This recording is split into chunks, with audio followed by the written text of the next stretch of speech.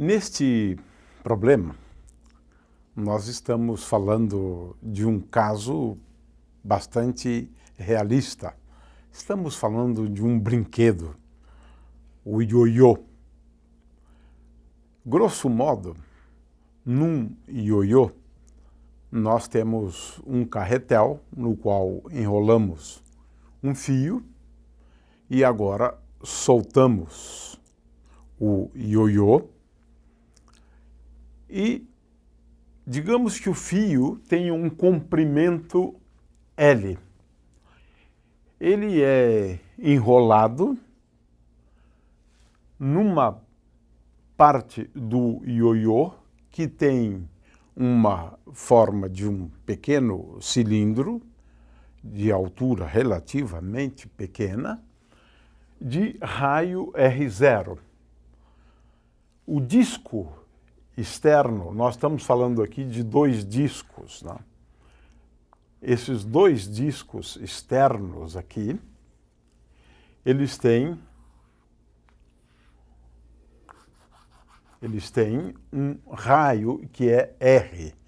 Isso seria importante se nós quisermos determinar o momento de inércia em relação, por exemplo, ao centro de massa do ioiô como um todo.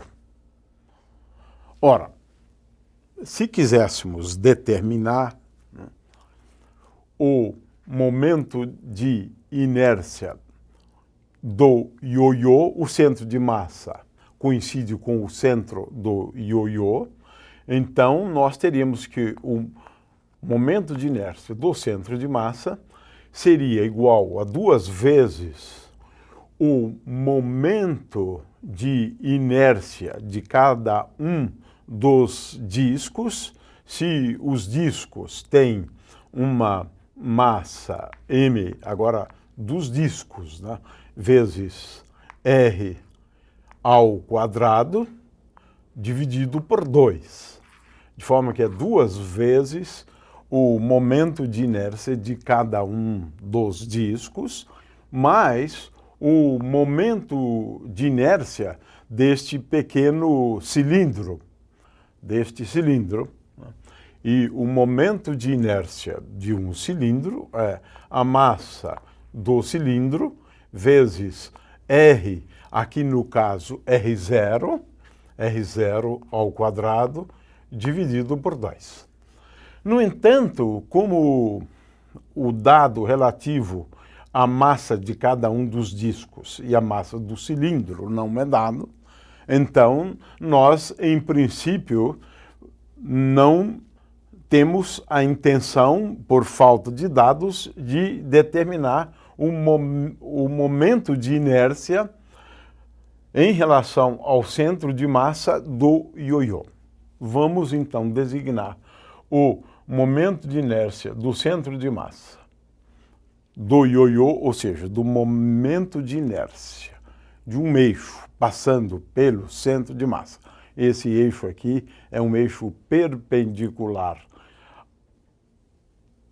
a esses dois discos. O fato é que, na resolução deste problema, a gente precisa levar em conta, em primeiro lugar, as forças, né, agindo sobre o ioiô, né? Claro que uma primeira força aqui é a força da gravidade, e para ela vamos designar pela letra m vezes g, onde m é a massa do ioiô como um todo, porque a força da gravidade num corpo rígido, ela é tal que nós podemos levar em conta a força da gravidade sobre o corpo rígido, imaginando que toda a força da gravidade esteja concentrada no centro de massa. Finalmente, temos aqui a tensão da corda, T, mas, nesse caso, nós não estamos interessados exatamente nas equações dinâmicas nós estamos interessados para determinar, por exemplo, a velocidade em cada ponto, nós estamos mais interessados na questão da energia, né? Da energia. E a energia do ioiô, ela é composta, então, por basicamente dois pedaços que poderíamos chamar energia igual a energia cinética, mais a energia potencial. E agora eu vou fazer o seguinte, vou escolher um referencial como uma origem no ponto no qual você solta o ioiô. Vamos chamar então esse eixo aqui de eixo Z, de forma que nessas circunstâncias nós temos aqui uma energia potencial, poderíamos chamar de energia potencial, ou U, né?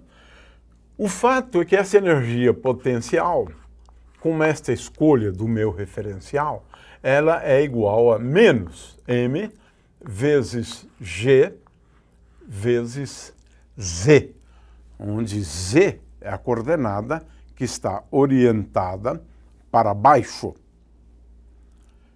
Com essa orientação, a energia potencial é igual a menos mg vezes Z. Agora devemos levar em conta a energia cinética. Ora, a energia cinética, ela é composta por dois termos.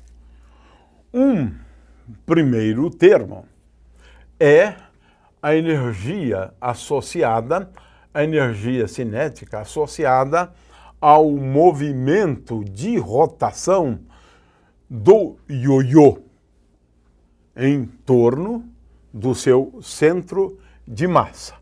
De forma que nós temos aqui I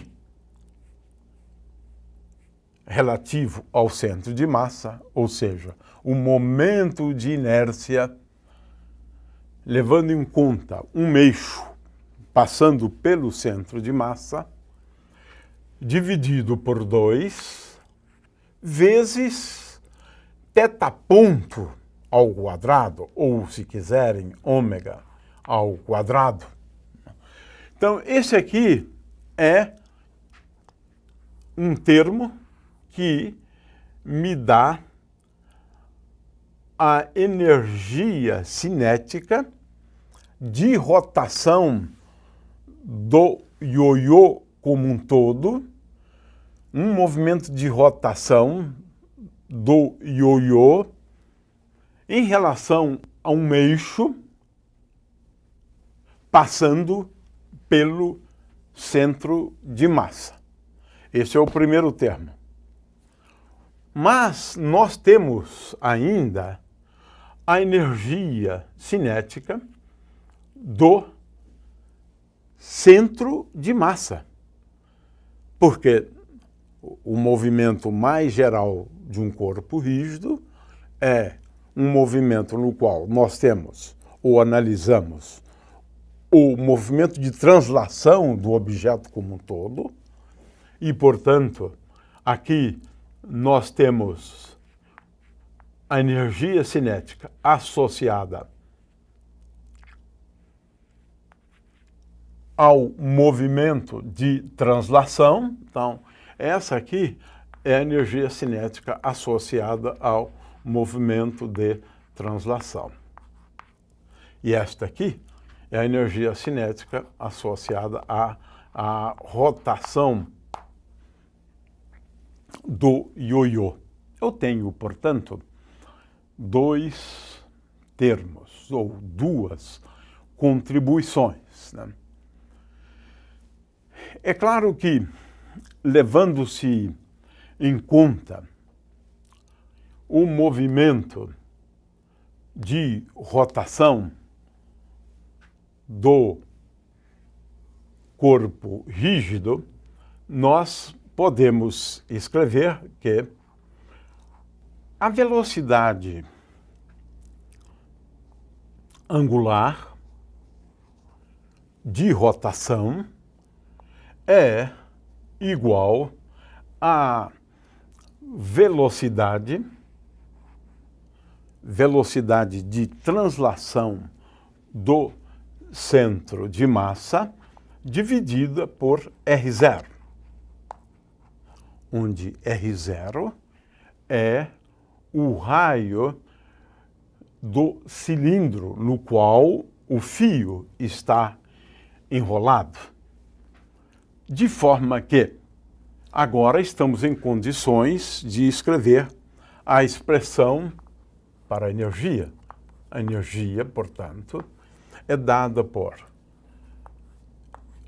momento de inércia em relação ao centro de massa dividido por 2 vezes ômega ao quadrado mais ômega ao quadrado é igual a V2 sobre R2 mais M vezes V ao quadrado sobre 2.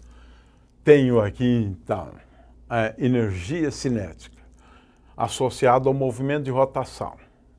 A energia cinética associada ao movimento de translação do centro de massa, menos, agora tenho todos os termos, menos M vezes G vezes Z.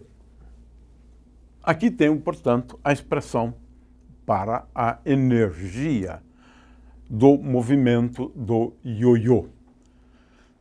Ora, vamos calcular essa energia, já que ela é constante, num ponto qualquer. Eu posso fazer isso em qualquer ponto. Ora, em particular, eu posso calcular a energia nesse ponto aqui. Nesse ponto é o ponto que eu solto. Quando eu solto o ioiô, V é igual a 0 e Z é igual a 0.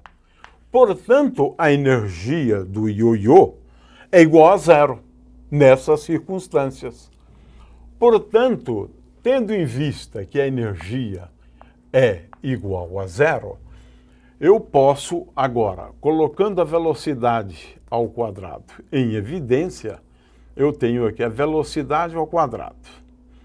Vou dividir aqui por 2, que eu tenho um termo sempre comum aqui, V ao quadrado dividido por 2.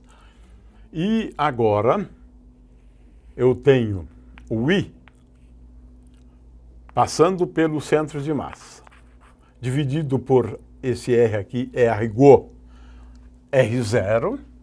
Então, dividido por R0 ao quadrado, mais M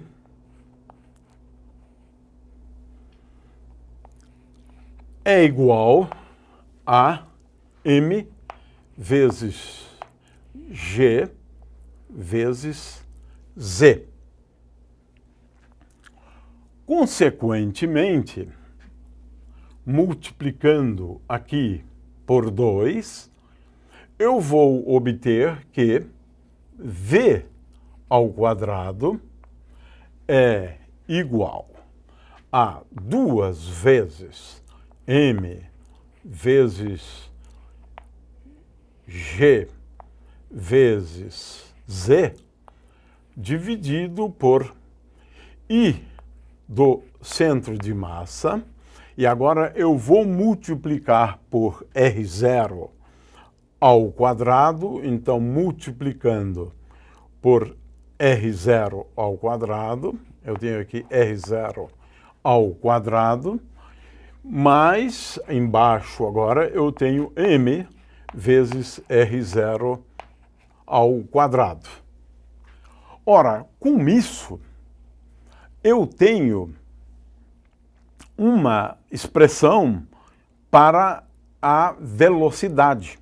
Na verdade, eu tenho duas velocidades possíveis, porque ao extrair a raiz quadrada, eu tenho mais ou menos a raiz quadrada disso. Portanto, a velocidade do ioiô em função de Z, ou seja, em função da altura no qual o ioiô se encontra, é igual a mais, eu tenho duas possibilidades, mais ou menos raiz quadrada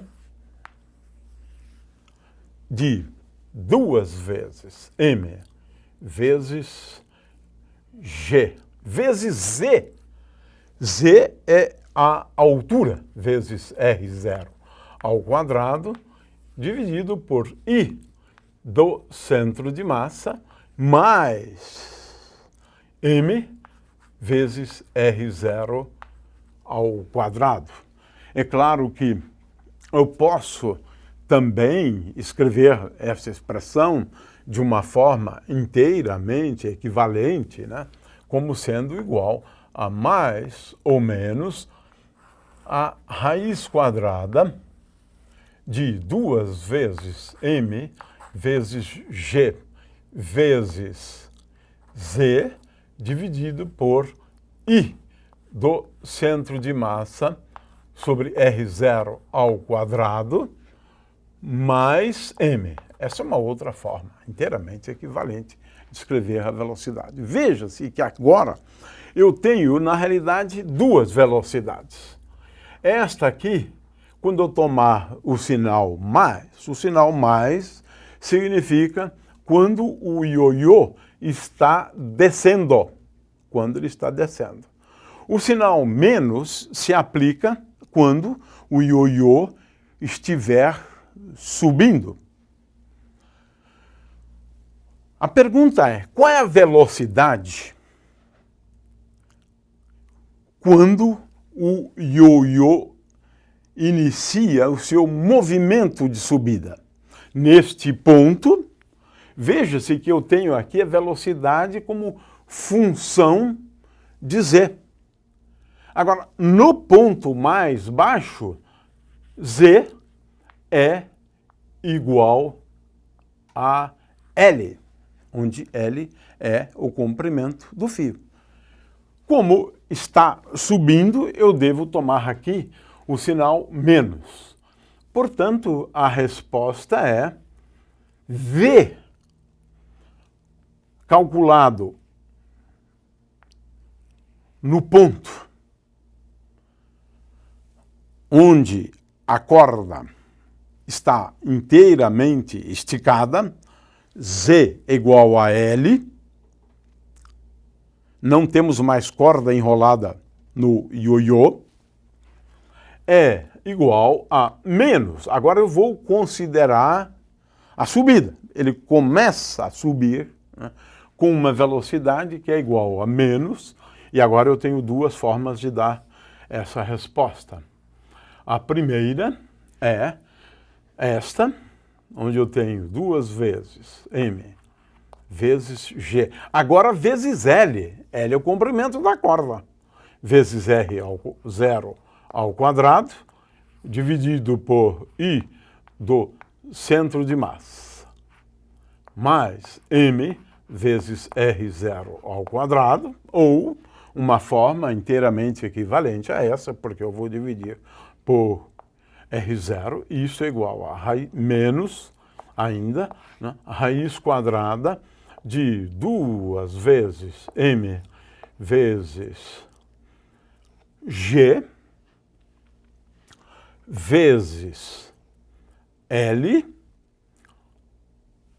tomo Z igual a L, e agora aqui eu tenho o I do centro de massa dividido por R0 ao quadrado mais m.